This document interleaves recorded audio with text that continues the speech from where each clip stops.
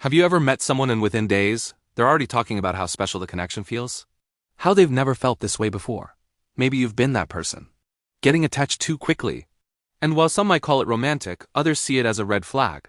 But the real question is, why do some people get emotionally attached so fast? Is it just sensitivity, desperation, or is there something deeper going on in the brain? Stick around because this goes way beyond love. It touches self-worth, childhood, and even your nervous system. For some people, fast attachment starts with early pain. Maybe they grew up in a household where love was inconsistent, one moment warm, the next cold. Psychologists call this anxious attachment. It forms when a child learns that love isn't stable, so they grow up craving closeness, but also fearing abandonment.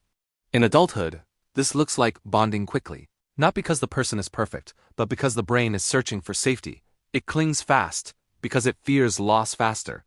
Then there's emotional starvation. These are people who've gone long periods without meaningful connection.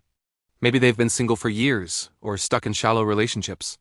When someone finally shows interest, even just a little, their brain floods with dopamine.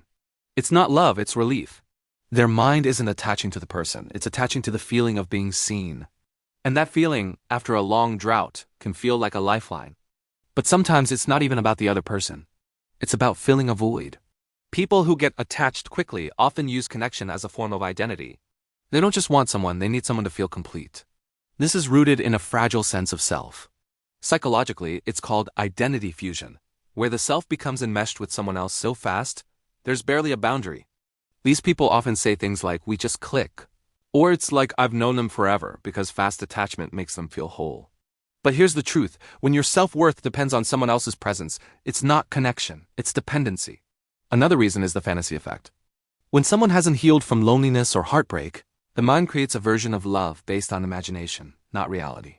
They meet someone, and instead of seeing who they really are, they project hopes, dreams, even healing onto them. They fall in love with potential, not the person. This kind of attachment feels intense, even magical, but it's built on illusion. Psychologists call it limerence, a state of obsessive infatuation that feels like love, but is really about fantasy and longing. And finally, there's nervous system dysregulation.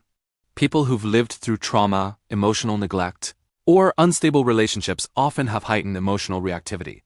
Their body over-responds to connection, lighting up as if they've found safety, even if they haven't. It's not a character flaw, it's how their system learned to survive. When someone shows kindness, even basic attention, it triggers a sense of urgency to hold on tight, afraid it'll vanish like everything else once did. But here's the hard truth. What starts as a spark can become a cycle. Quick attachments often lead to quick disappointments. Because you're not connecting with the person in front of you, you're connecting with a need inside of you. And when that person turns out to be different than you imagined, it feels like betrayal. But it wasn't betrayal, it was projection. So if you get attached quickly, it doesn't mean you're broken. It means there's something inside of you that still needs to feel safe, seen, and stable. And you can learn to give that to yourself. Real connection starts when you no longer need someone to complete you, just someone to share the journey with. So which one are you?